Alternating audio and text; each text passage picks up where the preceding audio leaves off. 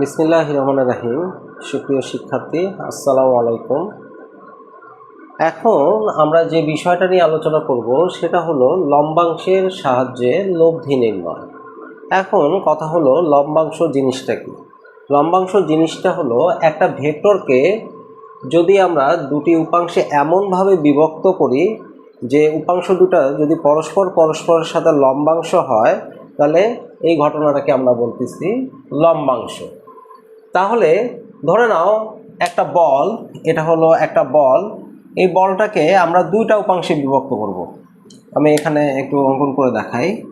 ধরে নাও এটা একটা বল। এই বলটাকে আমি দুইটা অক্ষ বরাবর দুটা উপাংশে বিভক্ত করব। তাহলে একটা হলো এক্স অক্ষ বরাবর, যদি এটা উপাংশে করতে চাই তাহলে অবশ্যই এক্স অক্ষ বরাবর এটা কত কোণ করে গেছে সেটা জানতে হবে। তাহলে এক্স অক্ষ বরাবর এই বলের উপাংশ কত, এফ কস থিটা, এবং ওয়াই অক্ষ বরাবর এফ সাইন থিটা। তাহলে দেখো এই এফ বলটাকে আমরা কি করলাম, দুইটা উপাংশে বিভক্ত করলাম, এবং এই দুটো উপাংশ দেখো পরস্পর কিন্তু পরস্পরের সাথে লম্ব। যদি এই ধরনের ঘটনা ঘটে তাহলে এই ঘটনাটাকে আমরা বলি হলো লম্বাংশ।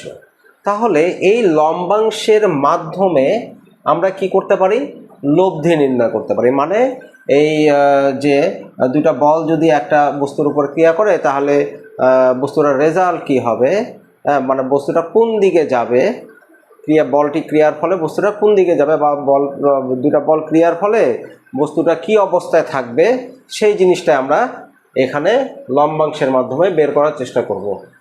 তো ধরে নাও এখানে আমাদের তিনটা বল দিছে, এখানে তিনটা বল দিছে। এখন এখানে F1 F2 F3 তিনটা বল একটা বস্তু, এখানে ধরে নাও এখানে একটা বস্তু আছে, সেই বস্তুর উপর অ্যাট এ টাইম ক্রিয়া করছে। এখন যেহেতু বস্তুটার উপরে এই তিনটা বল একসাথে ক্রিয়া করছে, তাহলে বস্তুটা তো এখন যে কোনো একদিকে যাবে। এখন একটা বলের দিকে তো আর যেতে পারবে না, যেহেতু তিনটা বল একসাথে ক্রিয়া করছে।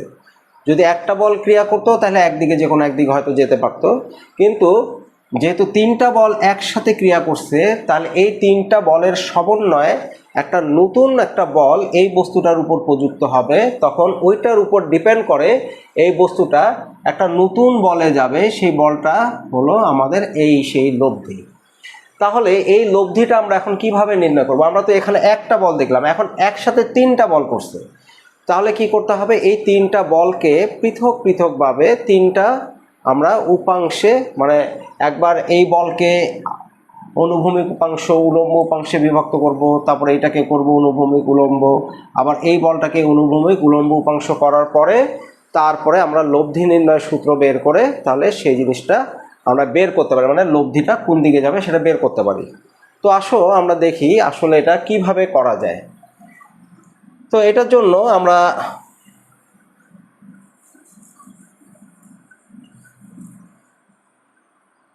প্রথমে আমরা এই F1 বল, আচ্ছা এখন আর একটা কথা বলি যে এখানে যে শুধু তিনটা বলই ক্রিয়া করলেই ঘটনা ঘটবে তা না, এখানে অসংখ্য বল এটার উপরে ক্রিয়া করতে পারে। ধরে নাও এখানে আরো অসংখ্য বল আছে, এখানে আরো অসংখ্য বল আছে।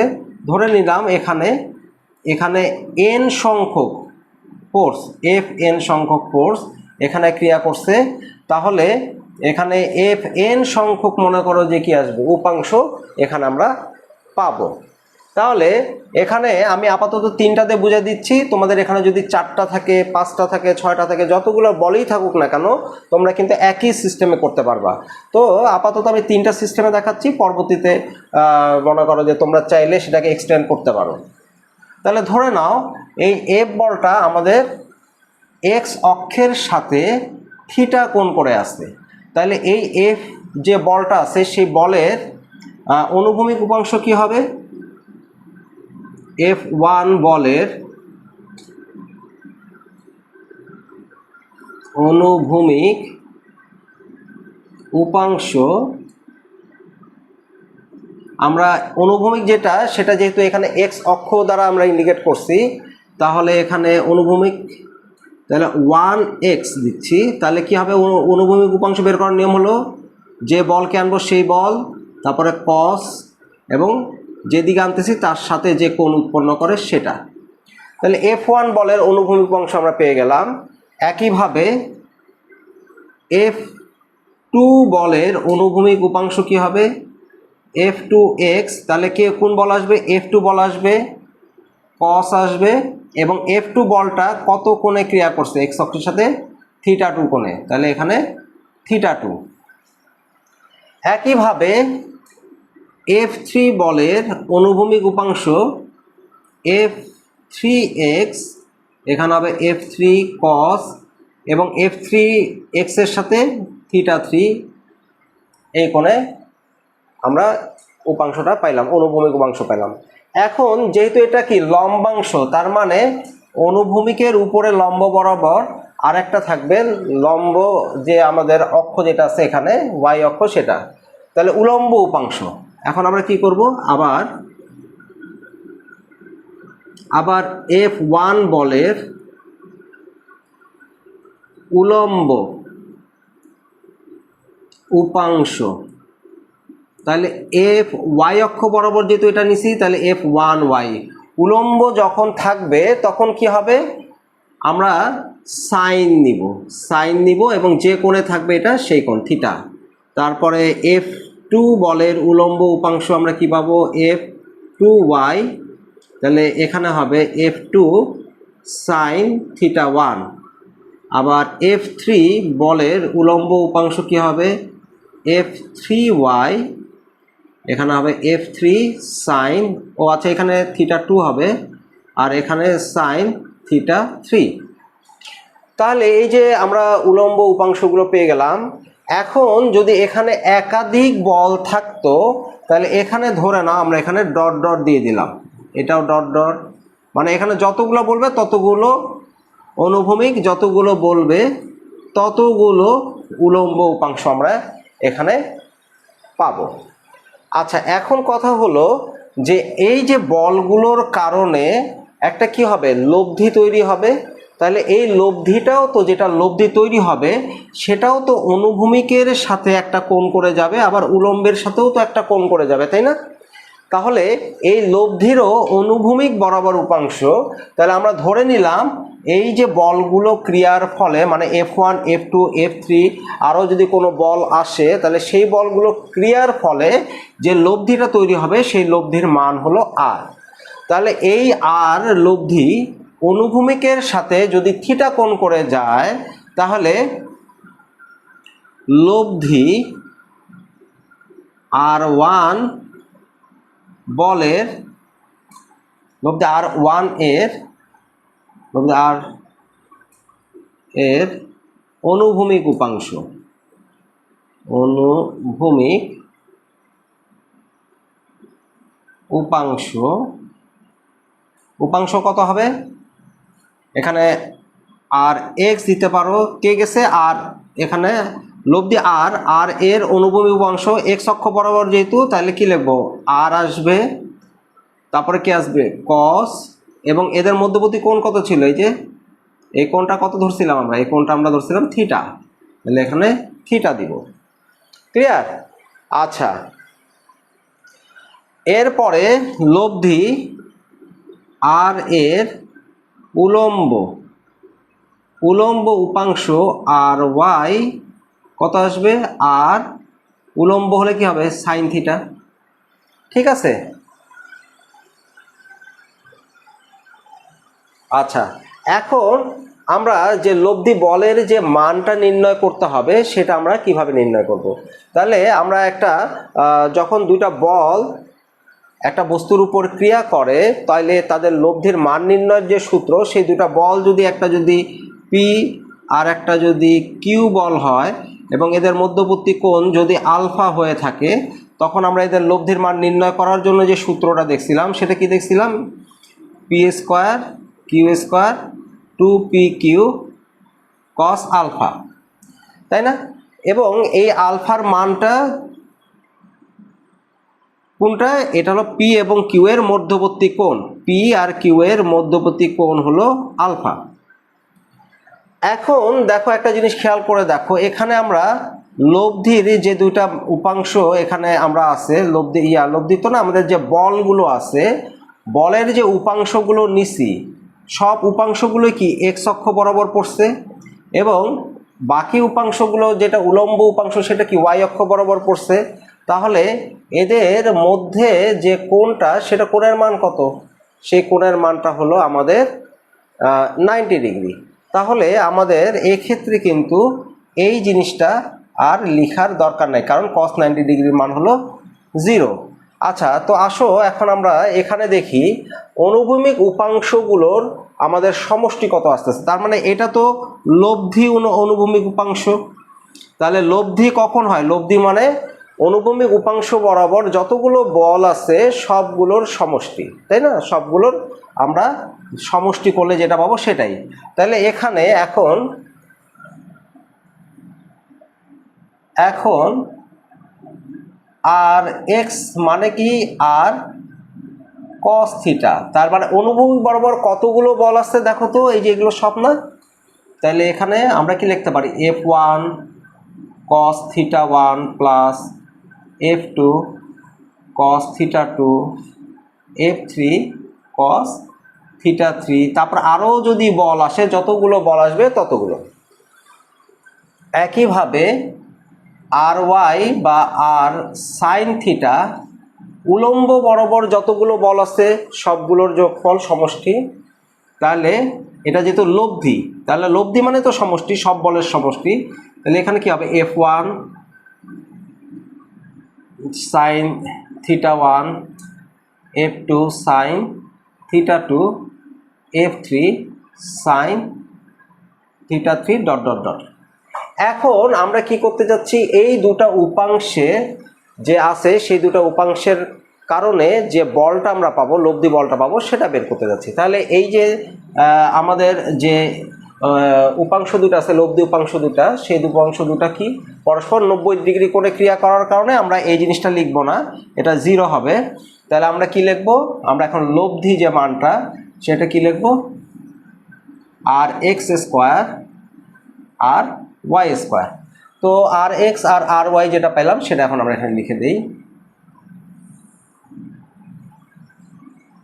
তাহলে এখানে F1 cos theta 1 plus F2 cos theta 2 plus F3 cos theta 3 plus dot dot dot, এটার উপরে কি স্কোয়ার প্লাস। এখন এদিকে যেহেতু জায়গা নাই, আমি এখানে এটা লিখে দিচ্ছি রুটের ভিতরে এটা। তাহলে এখানে আমরা লিখব F1 sine theta 1 plus plus F2 sine theta 2 plus F3 sine theta 3, এই যে স্কোয়ার। ঠিক, ও ডট ডট দেয়নি এখানে, এখানে ডট ডট দিয়ে দাও। Theta 3 plus dot dot dot, এই যে স্কোয়ার। তাহলে এই যে বলগুলো, এগুলো আমরা যদি স্কোয়ার করি তাহলে কি হয়ে যাবে? আমরা এই যে বলগুলো ক্রিয়ার কারণে এই বস্তুটার উপরে এই বস্তুটা কত বল লাভ করবে সেই বলটা কিন্তু আমরা পেয়ে গেলাম। তাহলে এখানে আর এটা কিন্তু আমাদের ফর্মুলা। এখন এই লব্ধিটা কত কোণ করে গেছে সেটা যদি আমরা বের করতে চাই, তাহলে এখানে দেখো লব্ধি কত কোণ করে গেছে সেটা বের করার যে ফর্মুলা সেটা তো আমরা জানি। লব্ধি যার সাথে কোণ করে গেছে সেটা হলো কি এক্স অক্ষের সাথে। লব্ধি আমরা কি বলছি? লব্ধি হলো এক্স অক্ষের সাথে থিটা কোণ করে গেছে। তাহলে আমরা কি করতে পারি? লব্ধি যে কোণ করে যায় সেটা কি টেনের সাথে হয়? যার সাথে কোণ করে গেছে সে এখানে ফ্রি থাকে। তার মানে এক্স অক্ষ বরাবর এই লব্ধি বলের উপাংশ কত? সেটা হলো আর এক্স, আর এই ওয়াই অক্ষ বরাবর লব্ধি বলের উপাংশ হলো আর ওয়াই। তাহলে আমরা এখানে কি করব? এক্স এখানে লিখব আর এক্স, তারপর কি হবে? আর ওয়াই কস মধ্যবর্তী কোণ কত ছিল? এক্স আর ওয়াইয়ের মধ্যবর্তী কোণ 90 ডিগ্রি। তাহলে আমরা এখানে 90 ডিগ্রি নিলাম। তারপর আর ওয়াই সাইন 90 ডিগ্রি। তাহলে এখানে কত আসবে? আর ওয়াই আর আর এক্স আসলো, আর এখানে কি আসলো? Tan theta. এখন কথা হলো এই যে আমরা যে পাইলাম, তাহলে এখানে আমরা কি লিখতে পারি?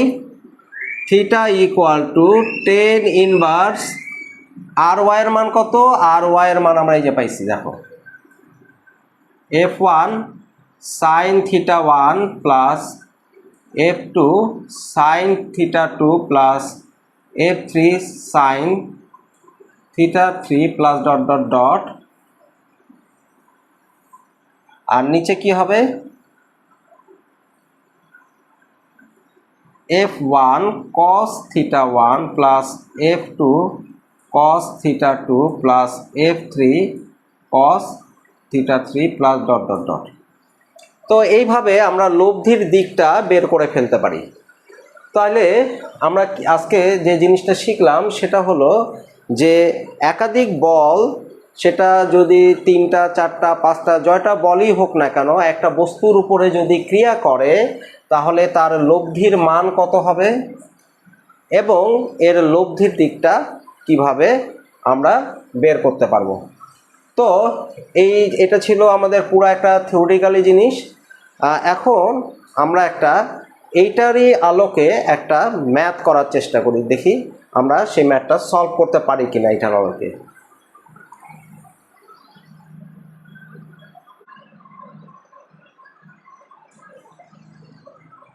তো এখন আমরা যে থিওরিটা দেখলাম সেই থিওরির আলোকে আমরা একটা প্রবলেম দেখি, যেখানে আমাদের এক্স অক্ষর ধনাত্মক দিক বরাবর 100 নিউটন বল ক্রিয়া করছে। তারপরে এদিকে দেখাইছে যে এক্স অক্ষের যে ঋণাত্মক দিক আছে তার সাথে 20 ডিগ্রি কোণ করে 70 নিউটন বল ক্রিয়া করছে। আবার এইদিকে তোমার হলো ঋণাত্মক ওয়াই অক্ষ বরাবর সোজা যে অক্ষটা আছে সেই বরাবর 50 নিউটন, এবং তার সাথে আবার 45 ডিগ্রি কোণ করে 60 নিউটন বল ক্রিয়া করছে। এখন বলল যে এই জিনিসটা কি করছে, এই বস্তুটা, এখানে একটা বস্তু আছে তার সাথে এইভাবে ক্রিয়া করছে, তাহলে এর লব্ধিটা নির্ণয় করতে বলছে। এখন কথা হলো এই লব্ধিটা নির্ণয় করতে গেলে এখানে আমরা বল পাচ্ছি হলো 1টা 2টা 3টা 4টা বল একটা বস্তুর উপর ক্রিয়া করছে। এখন এই 4টা বল ক্রিয়ার ফলে এই বস্তুটার লব্ধির মান কত হবে সেটা আমরা আগে বের করে নিই, তারপরে লব্ধ কিভাবে যাবে সেটা বের করবো ইনশাল্লাহ। তাহলে দেখো আমরা এখানে যে থিওরিটা ইউজ করছিলাম সেখানে কি করছিলাম, 3টা বলের কারণে আমরা যে আর এক্স যেটা বের করছিলাম, যে অনুভূমিক যে উপাংশটা সেটা আমরা বের করছিলাম এই যে এইভাবে।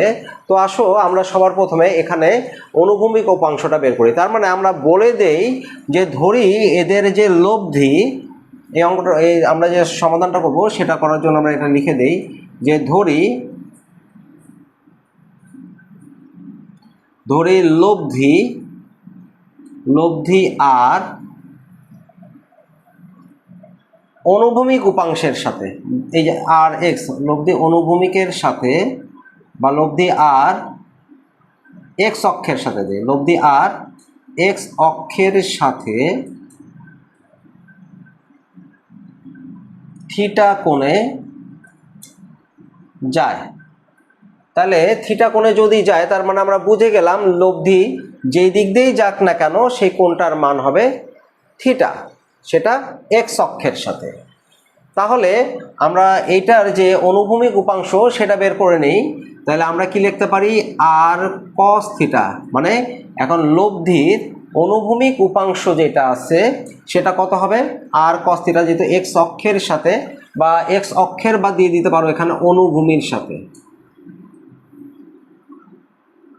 অনুভূমির এক্স অক্ষের অথবা অনুভূমির সাথে থিটা কোণে যায়। তাহলে অনুভূমির যেহেতু বলছো তাহলে অনুভূমি হলে কি হয়, কস থিটা হয়। তাহলে আর কস থিটা ইকুয়াল টু, দেখো আর কস থিটার সাথে আমরা কি লিখছিলাম, F1 বল। তাহলে এটাকে যদি আমরা F1 বলি, এটাকে যদি F2 বলি, ধরে নাও এটা হলো F1, এটা F2, এটা F3 আর এটা F4 যদি হয়, তাহলে F1 বল এক্স অক্ষের সাথে F1 বল কত ডিগ্রি কোণ করছে, 0 ডিগ্রি, প্লাস F2 বল যেটা আছে সেটা এক্স অক্ষের সাথে কত ডিগ্রি কোণ উৎপন্ন করছে। দেখো F2 বলটা, এটা যদি আমরা যদি এইভাবে টানি, সাইক্লিক অর্ডার করে দিই, এটাকে সাইক্লিক অর্ডার করলে এটা 90, এখান থেকে এটা 90, এটা 90, আবার এটা 90, এটা 90, মানে 360 ডিগ্রি হয়ে গেল। তাহলে এটা যদি 90 হয় তাহলে এখানে কত, এখানে 70 থাকতেছে, তাহলে 90 আর 70 হলো 160 ডিগ্রি। তাহলে এখানে আমরা কত লিখবো, cos 160 ডিগ্রি। একইভাবে এটা কত হচ্ছে, এটা যদি 45 হয় তাহলে এটাও 45, তাহলে 180-র সাথে 45 করলে আমরা F3 বল যেটা নিচ্ছি সেটা cos 180 45 মানে 225 ডিগ্রি। তারপরে এখানে কি থাকতেছে, এটা আমরা যদি এটাকে তাহলে F4টাকে নেই, তাহলে cos কয় ডিগ্রি ঘুরে যাচ্ছে, এখানে 90 90 180 270 মানে 270 ডিগ্রি ঘুরে গেল। আচ্ছা, তার মানে আমরা কি দেখলাম, এখানে F1 বল এই অনুভূমির সাথে যদি ফেলি তাহলে অনুভূমির সাথে ও 0 ডিগ্রি, এই বলটাকে যদি আমি অনুভূমির সাথে এখানে ফেলি তাহলে কত হচ্ছে, এদিকে 90 ডিগ্রি আর এখানে আছে হলো 160 ডিগ্রি। এই বলটাকে যদি আমি আবার অনুভূমির সাথে এখানে ফেলি তাহলে কত হচ্ছে, এটা হলো 180 আর এখানে 45 ডিগ্রি আছে, এখানে 45 ডিগ্রি আছে, তাহলে 180 45 হলে কত হচ্ছে 225। আর এটাকে যদি আমি আবার অনুভূমিতে ফেলি তাহলে কত হচ্ছে 270 ডিগ্রি যাচ্ছে। তো এইভাবে আর কি সব বলগুলোকে কি করলাম, আমি অনুভূমিক উপাংশে নিয়ে আসলাম। এখন F1 কত, F1 হলো 100, cos 0 ডিগ্রির মান হলো আমাদের 1, তাহলে এখানে 1 আসলো। তাহলে F2-র মান হলো আমাদের 70, তাহলে 70 cos 160 ডিগ্রি প্লাস F3 হলো 60 cos 225 ডিগ্রি, আর এটা হলো F4 হলো 50 cos 270 ডিগ্রি। তাহলে এটার যে রেজাল্ট আসবে সে রেজাল্টটা হলো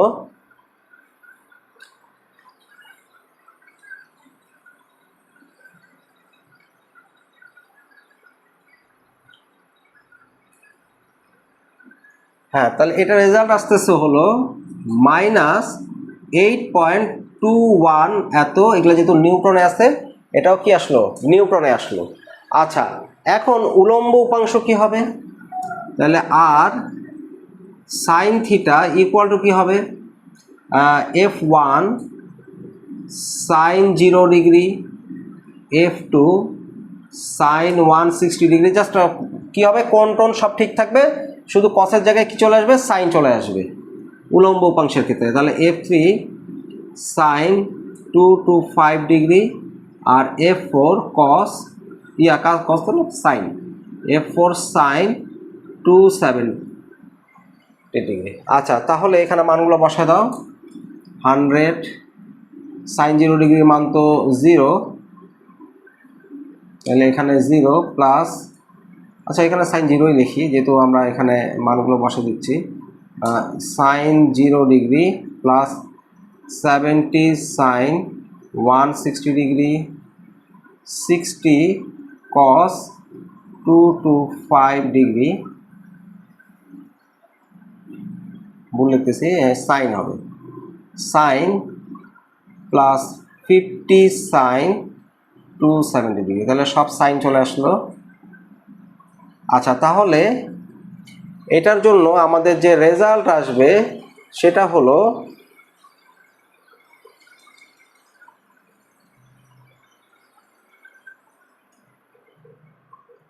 -68.49 নিউটন।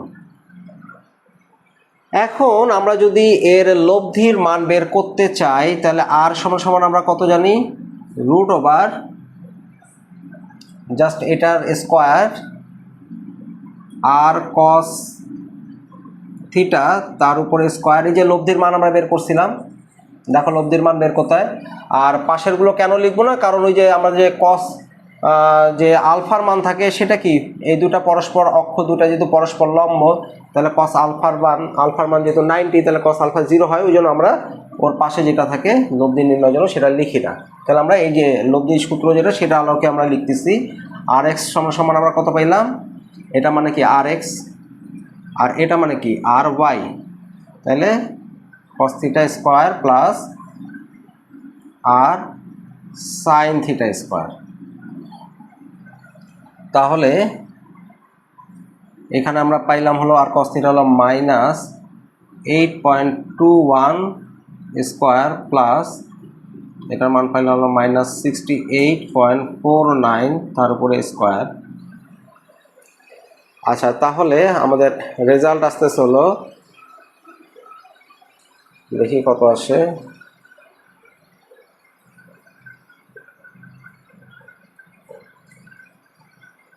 স্কোয়ার প্লাস 49 স্কোয়ার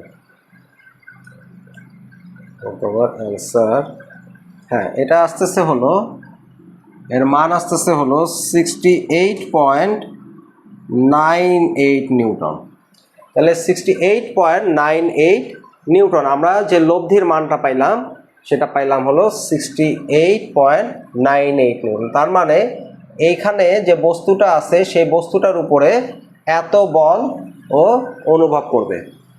আচ্ছা, এখন লব্ধির দিক যদি বের করতে বলে, খুব সহজ, তাহলে আমরা কিভাবে লিখবো? লব্ধির দিক যদি নির্ণয় করতে চাই তাহলে লব্ধি কিভাবে গেল, টেন ইনভার্স, আমরা এখানে কি লিখি, আর ওয়াই এর জায়গায় আমরা কি পাইছি, আর ওয়াই এর মান পাইছি হলো -68.49 আর এক্স পাইছি হলো -8.21। তাহলে আমরা যদি এটা ক্যালকুলেশন করি তাহলে 68.49 আর 8.21,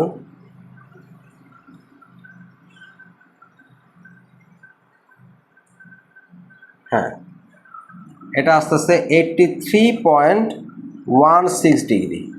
তার মানে লব্ধি, এটার জন্য যে লব্ধি আছে সেই লব্ধিটা এক্স অক্ষের সাথে 83 ডিগ্রি, তার মানে অলমোস্ট এইভাবে চলে যাবে, এইভাবে চলে যাবে। তার মানে এটার সাথে এই যে 83.16 ডিগ্রি, 60 ডিগ্রি। তাহলে লব্ধি কি করবে, তাহলে লব্ধি 68.9 নিউটন, 98 নিউটন বলে এক্স অক্ষের সাথে 83.16 ডিগ্রি কোণ করে চলে যাবে। ঠিক আছে, চলে যাবে। তো এইভাবে আসলে আমাদের একাধিক বল যদি কোনো একটা বস্তুর উপর ক্রিয়া করে তাহলে কিভাবে আমরা লব্ধির মান এবং দিক নির্ণয় করতে পারি। আশা করি জিনিসটা তোমরা বুঝতে পেরেছো। তো আজকের মতো এই পর্যন্তই, সবাই ভালো থাকো, আল্লাহ হাফেজ।